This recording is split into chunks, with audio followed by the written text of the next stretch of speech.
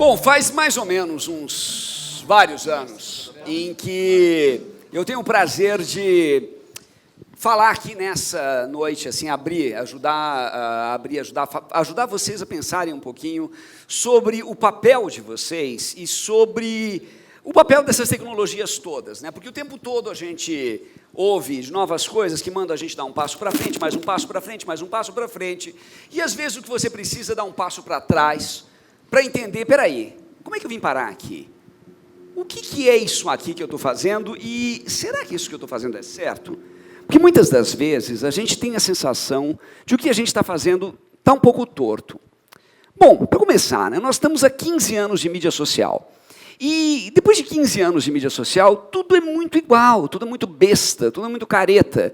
É só você pensar como é que era a internet em 1997. Queridos, baixa um pouquinho o volume, pelo amor de Deus. Porque baixinho é foda, ouvir a própria voz, então é pior ainda. Faz 15 anos, se você pegar como é que era a internet em 97, ela era muito mais rica, ela era muito mais criativa do que ela é hoje. Hoje em dia, a maior parte das empresas, quando fala em fazer alguma coisa na internet, fala em enfiar uma merda de um anúncio no Facebook. Tá? Até o Estado Islâmico faz isso. O que mostra que o padrão ético do Facebook é muito aquém de qualquer uma daquelas mídias do mal que a gente encontra. E o resultado é que tudo é muito igual. Tirando um ou outro game, que é muito bacana, o resto é tudo a mesma cara igual. Twitter é igual a Facebook, que é igual a Instagram, que é igual a WhatsApp, que é igual a LinkedIn. Só uma ou outra coisa que nem esse sensacional game Monument Valley, que consegue escapar daquela mesmice genérica. Pode ver que quase tudo é branco, quase tudo é mensagem, quase tudo tem a sua carinha dentro de uma bolinha redonda. Meu velho, é tudo tão uma merda. Que, assim, é impressionante como que ninguém em app conseguiu inventar um encanador gordo, ou um porco-espinho supersônico, coisa que em game a gente já inventou isso há mais de 30 anos.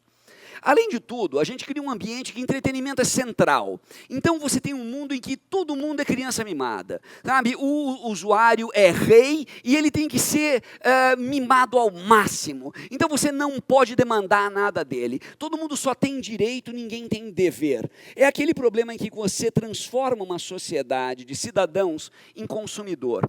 O cidadão é um cara que ele tem dever e que, portanto, também tem direitos. O consumidor pagou. E como freguês, ele tem sempre razão. Então, o resultado, você cria aquele ambiente em que você é cada vez mais forçado a se dobrar perante um Zé Mané que não tem noção nenhuma e que não está nem um pouquinho esforçado a querer fazer qualquer coisa nova, ele só quer mais do mesmo. E tudo igual. E o resultado é que você vê coisas incríveis e super geniais, como Candy Crush Saga, tomando posse do universo. Além de tudo, quando alguém inventa alguma coisa em hardware, inventa aquela merda, tipo aquela interface de elevador. Qualquer um que já tenha ido num prédio chique, foi naquele elevador bacana, que você fala, véi, como é que é? Você se sente burro, né? Porque você está sofrendo bullying de máquina. Porque em vez de você ir no elevador e apertar o botão, agora você tem que ir num poste central, digitar lá 12, aí vai, plim, G. G. Aí você entra lá, não tem botão nenhum. E daí ele acende, ele para, e aí acendeu ali no beirada da porta. Quem foi o imbecil que fez aquela interface? Porque assim, veja, se você pega um carro, e esse carro tem o câmbio errado, ou tem a direção errada, você fala, que merda de carro.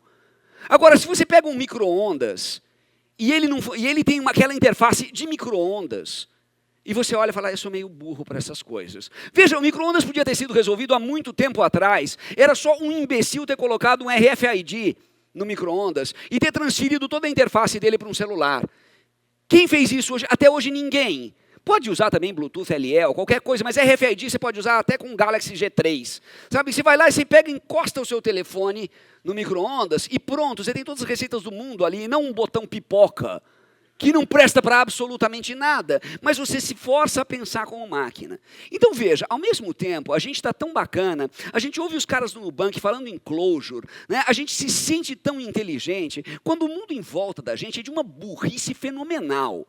E o que a gente está? A gente está no meio de uma realidade mediada em que parte do mundo é real, parte do mundo é completamente fictício e você não sabe exatamente como se comportar no meio disso.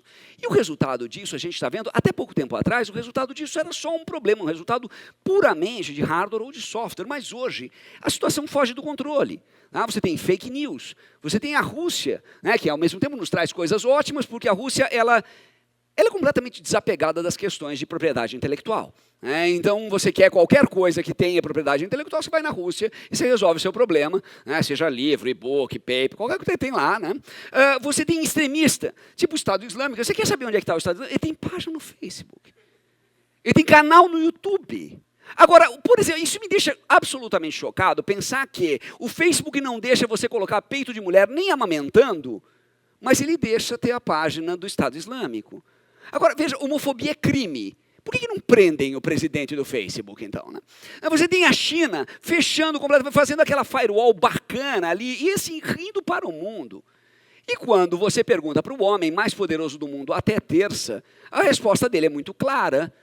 Ele responde pelo Twitter, usando naturalmente uma língua que ninguém entende. Que ele fala, tá com fefe. Assim. Então você pensa assim, quando você percebe que o país mais rico do mundo faz diplomacia pelo Twitter, tem alguma coisa muito errada aqui. Muito errada aqui. Você sabe muito bem que o Twitter é aquele lugar que você fala as suas bobagens, mas você não leva o Twitter a sério. Você não faz diplomacia pelo Twitter. O resultado disso é que algumas coisas que deveriam ser patéticas começam a se tornar complicadas. Porque, por exemplo, alguns debates que tinham sido resolvidos há 50 anos continuam a existir. Sabe, você pensar que ainda existem coisas do tipo homofobia, racismo, sexismo e todo esse monte de outras coisas. Veja, são coisas assim, juro, que se a gente tivesse em 68 ou em 1967 e alguém tivesse falando, olha, não, temos que resolver o problema, women's liberation, etc. Fala, ok, bom, o mundo teve Segunda Guerra Mundial, dá para entender. Agora, já 2 décadas dentro do século XXI, você ainda ter esse problema é absolutamente patético. E quando a situação sai do controle, o que a gente faz? A gente culpa a vítima. Aquela mulher não devia ter usado aquela roupa tão justa, ou quem mandou aquele cara ser gay no meio do mundo de skinhead. Ou o jeito mais claro do mundo, quando você vê um moleque de 18 anos votando no Bolsonaro, você fala, esse cara é um escroto. Não, não é. Ele é vítima. Porque um cara de 18 anos que vota no Bolsonaro, ele é vítima de um sistema de propaganda ideológica que pega esse moleque desde os 14 e pelo Facebook, que ganha muito dinheiro com tudo que existe de podre no mundo, bombardeia a cabeça desse moleque com tudo que existe de errado, e daí o moleque tem 18, 4 anos depois, e ele acha que isso é normal. Então você não pode culpar a vítima. Você tem que entender o que causou esse cara a mexer nisso. Você atacar um moleque de 18 anos que vota no Bolsonaro é a mesma coisa que você atacar a mulher que está com a roupa curta e foi atacada. A culpa não é dela, a culpa é da sociedade que permite esse tipo de coisa. E cabe a nós, que só somos umas pouquíssimas pessoas que enxergam através da plataforma da interface, cabe a nós protestar, cabe a nós fazer algum tipo de coisa em cima disso. E como é que a gente pode fazer? Primeiro, identificando algumas coisas simples. A gente tem oligopólios muito sérios, coisas muito simples assim, hardware e software são de algumas poucas empresas. Nada acontece sem Google, Apple, Amazon, Microsoft, IBM, Facebook e Samsung. E até eles são tão oligopólios que um troca uma ideia com o outro na moral, enquanto os trouxas dos usuários ficam ali brigando de Palmeiras contra Corinthians. É só você pensar que o novo telefone da Apple usa um display da Samsung. Aí você fala assim, bom, então, quer dizer, não, eles são brothers. Como assim, há muito tempo atrás, usuários de Mac e usuários de PC brigavam enquanto o Bill Gates comprava um pedaço da Apple. Beleza. Qual é a diferença disso para os outros monopólios que a gente conhece, como energia, como finanças? Eles se apoiam na ignorância. Energia todo mundo entende. Finanças, bem ou mal, todo mundo entende. Tecnologia ninguém entende. Como ninguém entende, é uma coisa meio mágica. E como uma coisa meio mágica, os caras fazem o que quiserem. Se você pegar uma coisa muito simples, as empresas de tecnologia têm mais lobby no governo americano do que as empresas de defesa. Por quê? Porque elas simplesmente ali vão lá e vão proteger, por exemplo, coisas do tipo, olha, o direito à liberdade de expressão. Veja, A sua liberdade de expressão, ela termina, segundo a Declaração Universal do Direito dos Homens, quando ela interfere na liberdade do outro. Então, ninguém tem liberdade para dizer que tem que matar todos os viados, ninguém tem liberdade para dizer que tem que queimar índio. Isso não é liberdade, isso é crime. E crime tem que ser preso. Agora, o Facebook coloca dentro da ideia de liberdade e o YouTube coloca dentro da ideia de liberdade, até que alguém vai lá e dá um puxão de orelha e ele se comporta. Até empresas tipo Palantir, por exemplo, né, que usam data science para fazer marketing. Velho, data science, dá para você fazer tanta coisa. Dá para você curar o câncer com data science. Dá para você fazer um monte de respostas sociais. Dá para você resolver problema de lixo eletrônico com data science. Dá para você resolver um monte de problemas que as ciências humanas sempre tentaram e nunca conseguiram. E a gente usa para fazer marketing, que é basicamente para vender coisa inútil para quem não precisa. Então, um ponto mais importante, é um ponto que todos nós sabemos e que ninguém mais entende, e antes que você desista e vá embora, essa é uma fala otimista. Começa com uma ideia muito simples. A verdadeira mudança não está em consumer electronics. A gente sabe disso, eles não. Só que de vez em quando a gente cai nessa. A gente acredita que uma verdadeira mudança está porque, sei lá, o cara usa um capacete de eletroencefalograma, ou porque o cara tem um telefoninho mais fino, ou porque o cara tem uma televisão, isso, aquilo. A gente sabe muito bem que a verdadeira mudança não está ali, que a verdadeira mudança está em Hadoop, que a verdadeira mudança está em MapReduce, que a verdadeira mudança está em Flash Drive, que a verdadeira mudança está por trás de todas essas coisas lindas, bonitas e cheirosas que a gente vê, que todas essas coisas lindas, bonitas e cheirosas de consumer electronics são exatamente iguais ao espelhinho que o conquistador levava para o índio cortar para o Brasil. A gente sabe muito bem que inovação não é plug and play, que eu não vou fazer inteligência artificial usando o API do Watson, ou que eu não vou pegar e misturar o TensorFlow em um bot e falei que eu estou fazendo inteligência artificial. Não, inteligência artificial é duro e é difícil. Demanda muito aprendizado de máquina, demanda visão de máquina e demanda Python até encher o saco. Agora, é muito fácil plugar 2 ou 3 coisinhas e falar, olha, estou fazendo inteligência artificial. A gente também sabe muito bem que a inovação muito maior está na API do que no app. Só que o app é shiny. Né? Todo mundo adora ver um novo app. Então, o que é necessário fazer? E só nós, ou melhor, até vocês mais do que eu, somos capazes de fazer. Eu preciso pensar grande de verdade e longo prazo de verdade, mas não só em Marte. Porque não adianta nada você ir para Marte e fazer lá as mesmas bobagens que a gente fez aqui. Adianta a gente começar a pensar um pouco mais o que a gente quer daqui e o que a gente pode fazer daqui para a gente poder identificar o que está errado, porque dá para corrigir. Começa com a ideia de cidade inteligente. A ideia de cidade inteligente, muita gente pensa em tecnopolis, ou seja, cidade técnica, mas, na verdade, ainda é hoje um tecnopólio. E tecnopólio é uma ideia que foi proposta em 1992, ou seja, há bastante tempo, antes mesmo da web, em que a tecnologia é divina. E olha o que o cara diz em 92, que a cultura procura a autorização na tecnologia, encontra satisfação na tecnologia e recebe as suas ordens da tecnologia. Num tecnopólio, a principal ordem é informação. E com informação você resolve o mundo. Veja, a África não melhorou com mais informação. O Sudeste Asiático não melhorou com mais informação. O problema de intolerância e de desigualdade no Brasil não melhoraram com mais informação. Informação é importante, mas é só parte do processo. Outra coisa muito importante é entender que inteligência não quer dizer passivo. E muita gente hoje, muito governo hoje, terceiriza a gestão. Por exemplo, não é uma coisa fantástica pensar que o metrô de Londres é controlado pela Microsoft? Ou, em outras palavras, toda a inteligência do principal hub comercial do Reino Unido passa por Redmond e tem um backdoor para a NSA antes de voltar para o Reino Unido? Então, peraí, como é que é controlada a inteligência ali? O cidadão também não pode ficar à mercê da estrutura. A hora que toda a estrutura é cibernética, tudo bem, ok. Você agora dá os seus dados do seu pâncreas para o Watson, e daí mais tarde você desenvolve um Steve Jobs no seu pâncreas, e o Watson te cobra uma grana para te vender o remédio. Mas espera aí, ele não usou os seus dados para tirar esse remédio? TI não pode ser central. TI não é mais importante, ou mais relevante, ou mais fundamental do que o ser humano. TI é uma ferramenta, e continua sendo uma ferramenta. Ela é só uma ferramenta extremamente sofisticada, mas ela ainda é uma ferramenta. E nós sabemos disso. A gente olha muito bem, e o que eu acho absolutamente fantástico daqui, é que aqui eu estou no meio de pessoas que olham para qualquer uma dessas pecinhas mágicas, e a primeira pergunta que passa pela sua cabeça é, como é que esse treco funciona? E não, que lindo, posso tirar uma selfie? A gente sabe muito bem que qualquer comunidade é um sistema emergente e caótico, e não dá para administrar com força bruta. E a gente sabe muito bem que a técnica de administração da maior parte das comunidades digitais, ela funciona exatamente do mesmo jeito que a gente caça spam, com força bruta. Então, você usa técnicas de força bruta para combater spam, você usa técnicas de força bruta para combater fake news. Claro que não vai dar certo. Do mesmo jeito que não vai dar certo de maneira nenhuma, essa ideia estúpida do unicórnio. E eu vou provar para vocês com um termo muito simples. Imagina o seguinte, eu quero fazer, porque quem não sabe, unicórnio são essas firmas no Vale do Silício, essas coisas que nunca ninguém ouviu falar, tipo Spotify, Uber, etc.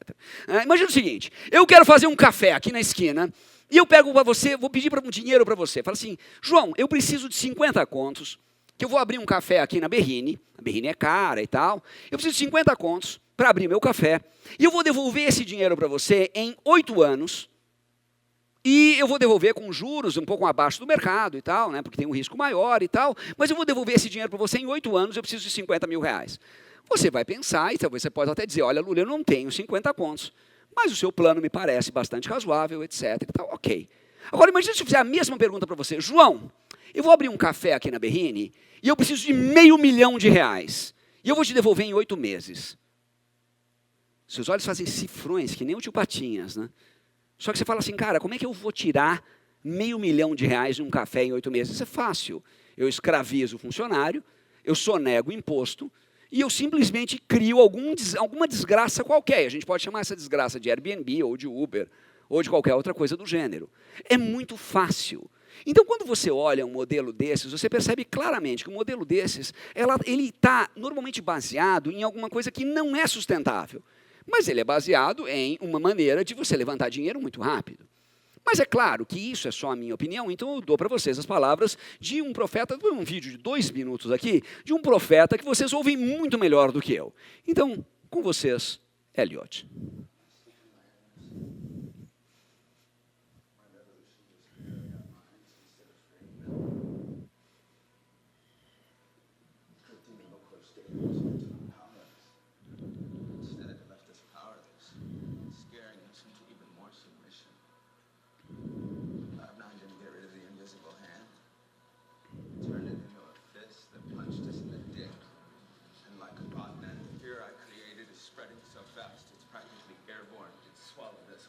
Digested us, and now we're stuck in its asshole waiting to be dumped out. And while we're here, they're not going to pay to manage the fight in the product. Turn our descent, intellectual property, televising a revolution in commercial breaks. They backdoored into our minds and robbed our truth, refurbished the facts, then marked up the price. This is what they do. This is what they're good at. This is their greatest trick.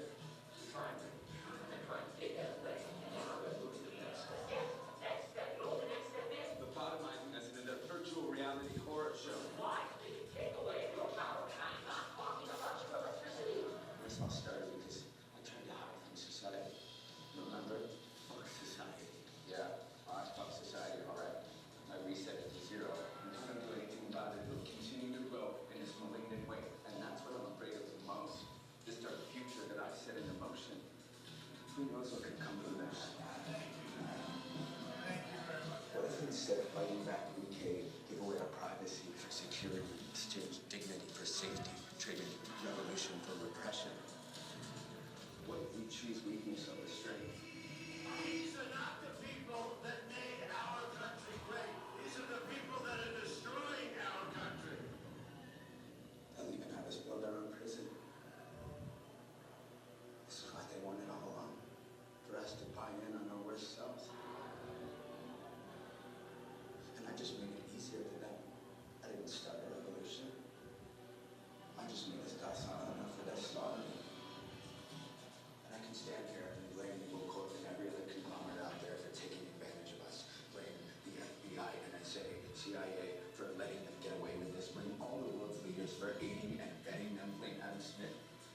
as in modern day capitalism in the first fucking place. Blame money for dividing us, blame us for letting it. But none of that's true. The truth is, I'm the one with women.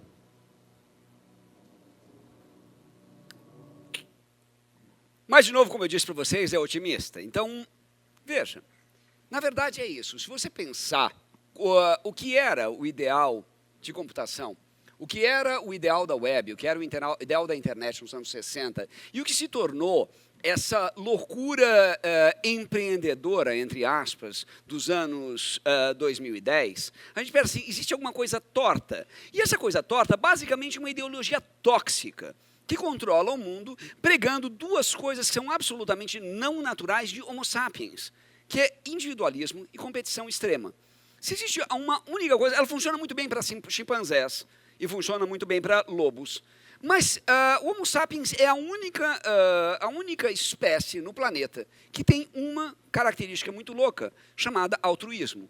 E aí você pega, por exemplo, quando entraram lá os loucões no Charlie Hebdo e mataram os jornalistas a facadas, você percebe que um monte de gente saiu na rua indignado com isso. Toda vez que você tem um crime, você tem um monte de gente indignada com isso, e você se indigna com isso. Você percebe que essa indignação é aquilo que você tem de humano, que nenhuma outra espécie tem. Sim, claro, o ser humano também mata a sua própria espécie, mas o ser humano tem pena da sua própria espécie. Ou seja, ele tem alguma espécie de relação com a sua própria espécie que nenhuma outra espécie tem. Agora, o que é essa ideologia tóxica? Bom, primeiro ela é basicamente uma coisa de psicopatas, né, que não representa a natureza humana e que destrói a esperança e o propósito comum. Se você tirar o Wikipedia, a maior parte dos grandes produtos digitais foi feito com um único objetivo: destruir completamente qualquer comunidade, aumentar a desigualdade e gerar benefício imediato automático. Coloca contraposto entre empreendedorismo e colaboração. Então é muito louco, porque se você é empreendedor, você não pode colaborar. Cria um mundo em que todo mundo é chefe, cria um mundo em que todo mundo vai abandonar o seu emprego para seguir por conta própria, e cria um mundo absolutamente contrário à ciência. É só você pensar que a maior invenção humana dos últimos tempos é o Grande Colisor de Hadrons. E se você pensar no Grande Colisor de Hadrons, você tem mais ou menos 3.000 cabeções socados num buraco na Suíça, e você não faz ideia de quem é o Jeff Bezos de lá, de quem é o Steve Jobs de lá, de quem é o Elon Musk de lá, porque ele não importa. Porque, na verdade, o trabalho de grupo é muito maior do que o trabalho individual de cada um. O que deixa uma coisa extremamente curiosa, porque como é que a pessoa que tem o pior comportamento social se torna aquela pessoa de mérito? Aquele cara que você não compraria um carro usado dele, aquele cara que você não levaria para jantar na sua casa, aquele cara que você não deixaria a sua carteira com ele. Imagina, você compraria um carro usado do Bill Clinton, ou do Jeff Bezos, ou do cara da Virgin, ou do Steve Jobs? Esse cara se tornou o cara de mérito. Na verdade, o que a gente desenvolveu? A gente desenvolveu uma espécie de síndrome de Estocolmo, que é aquilo que o sequestrado desenvolve quando ele fica com pena do sequestrador. A gente criou uma dependência psicológica irracional e masoquista com esse ambiente completamente individualista e competitivo que não faz o menor sentido. E por que isso é perigoso? Porque nos próximos anos, 30% a 55% dos empregos vão sumir. E isso é extremamente importante porque, ao contrário de todo mundo que diz, não, mas a Revolução Industrial, blá, blá, blá, blá, blá, né? Esses caras vão arranjar outro emprego e tal. Veja, é muito emprego e é muita gente. Se você sair daqui até o seu carro, daqui até o seu ônibus, você vai ver um monte de emprego que vai deixar de existir automaticamente. E esses empregos vão sumir tão rápido que não vai dar tempo da sociedade se recuperar a eles. É só você fazer uma conta muito rápida. Tá? A população de trabalhadores rurais levou 200 anos para mudar de 98% para 2%. Ou seja, a Revolução Industrial levou 200 anos para se concretizar. E os empregos que a gente lembra que sumiram são empregos muito, muito, muito raros para muito pouca gente. Não é a mesma coisa que você colocar, de repente, 2 milhões de recepcionistas, 20 mil cobradores, 50 mil motoristas e 100 mil seguranças na rua ao mesmo tempo. O que vai acontecer nos próximos anos é uma polarização de emprego, que vai dividir a força de trabalho em duas castas. Alguns especialistas super bem pagos, com uma multidão de bicos de baixa especialização. Bico de baixa especialização, Uber é um ótimo exemplo, mas tem vários outros. Mas aí é o ponto mais importante. Isso é como nós estamos hoje. Só que a gente sabe muito bem que a internet não é uma força da natureza. E é difícil, às vezes, a gente até lembrar que ela não é. Que o digital é uma representação do real. Bom, vou citar para vocês um texto super novo. O cara escreveu esse texto em 1549, mas o Etienne da Boétie, quando escreveu o Discurso da Servidão Voluntária, ele falava que a liberdade é abandonada por uma sociedade que é corrompida pela preguiça, pelo hábito. Um bando de barrigudos que prefere se submeter a questionar. É aquele indivíduo que simplesmente fala assim, não, olha, eu prefiro manter as coisas como estão. A coisa é tão bizarra que você vê até gente pregando coisas tipo survivalismo. Cara, a ideia de survivalismo é tão inviável que o cara qualquer survivalista, o que ele está fazendo? Ele está reproduzindo a sociedade dentro de uma bolha. E toda vez que você tenta reproduzir a sociedade dentro de uma bolha, quer dizer, você fala, olha, eu preciso ter um hospital, preciso ter uma polícia, preciso ter um supermercado, preciso tudo aquilo. Ou seja, ele está quebrando a sociedade para criar uma sociedade individual. Isso é maravilhoso para quem vende produtos e é péssimo para todo o resto. Agora, dá para mudar. Primeira coisa que a gente tem que perguntar é, o seu valor é intrínseco ou é extrínseco? Intrínseco é aquele valor que depende unicamente de você, e você sabe muito bem que aquele valor que depende unicamente de você é aquele valor que você realmente considera isso certo ou errado, ou é extrínseco, é aquele que a sociedade coloca em volta de você. A hora que você percebe que aquele valor que é efetivamente seu, quando você faz, por exemplo, uma peça de código do qual você se orgulha porque ela foi difícil de fazer, ou você mesmo passa numa fase de videogame só porque ela foi difícil de fazer, e não porque você pegou um cheat qualquer no Reddit, você percebe que esse é um valor intrínseco, e o valor intrínseco é um valor que é um valor muito grande. Esse valor é extremamente importante dentro da mídia social, como deve ser feito. E é só você pegar coisas muito loucas, como Minecraft, por exemplo, que é a quantidade de coisas que as pessoas fazem lá dentro. Ora, se elas fazem coisas incríveis lá dentro, é só você imaginar o tempo que o indivíduo gasta dentro do Facebook. Imagina se ele gastasse uma parte desse tempo no GitHub, ou na Wikipedia, ou em qualquer outro lugar.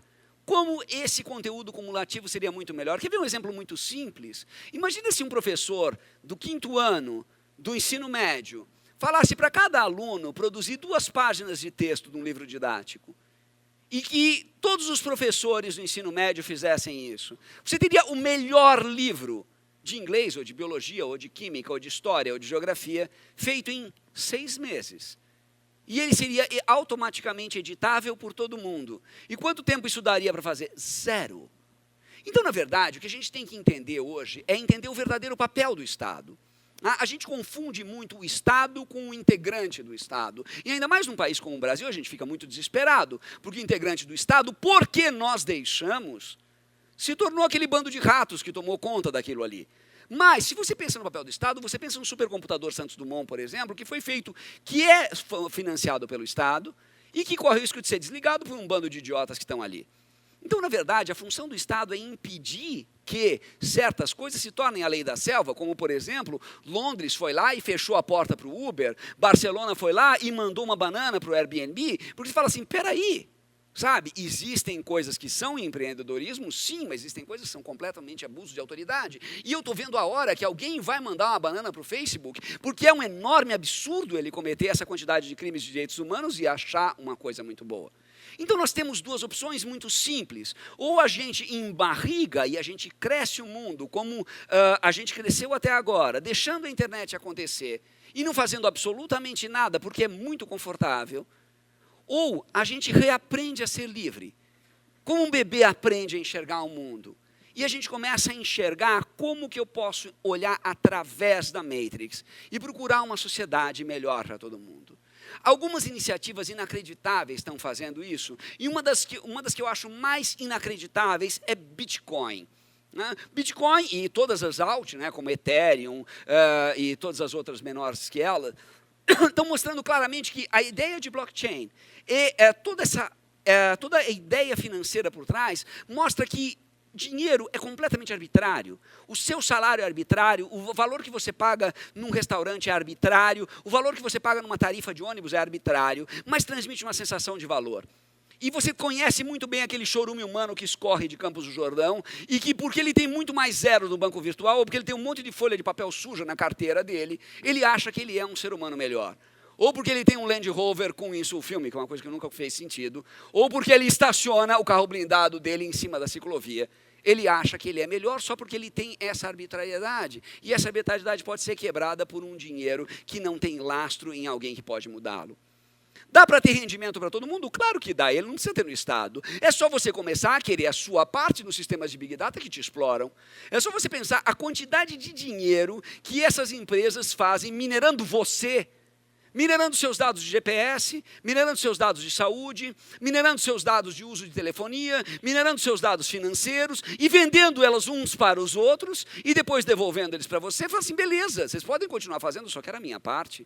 Na verdade, demandar da indústria de informática, a mesma coisa que a gente demandou há muito tempo atrás na indústria automobilística, que nos anos 70 o carro era perigoso e poluente, e dava dinheiro. E hoje o carro dá dinheiro, ele é só menos perigoso e menos poluente. Então eu quero que a indústria digital seja menos perigosa e menos poluente. E eu quero ter a minha parte com isso. Eu não quero que eles deixem de ganhar dinheiro, mas eles não precisam ganhar um monte de dinheiro me explorando e tornando a minha infelicidade cada vez maior.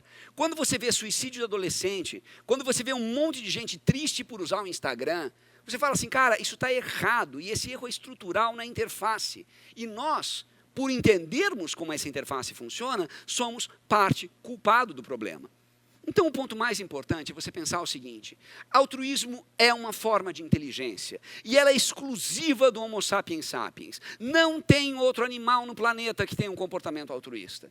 E o altruísmo não depende de você se transformar na Madre Teresa de Calcutá, e sim de você, de repente, parar de gastar, perder o seu tempo no Facebook, no Instagram, no WhatsApp, ou mandando uma nude para alguém, e fazer parte desse tempo. 2 horas, 3 horas, 10 minutos por semana, algo produtivo e cumulativo. E, de repente, em 6 meses, você fez uma coisa enorme, muito melhor do que o tempo que você perdeu vendo uma série estúpida no Netflix e não prestava para absolutamente nada.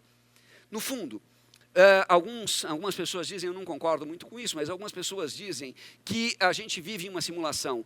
Pois se a gente vive em uma simulação, a minha proposta é muito simples, ela pode ser hackeada. E se a gente não vive em uma simulação, bom, então a gente só tem uma única chance de acertar o curso. E essa chance a gente tem agora. Ou então é tarde demais. E daí, meu querido, é game over. Muito obrigado.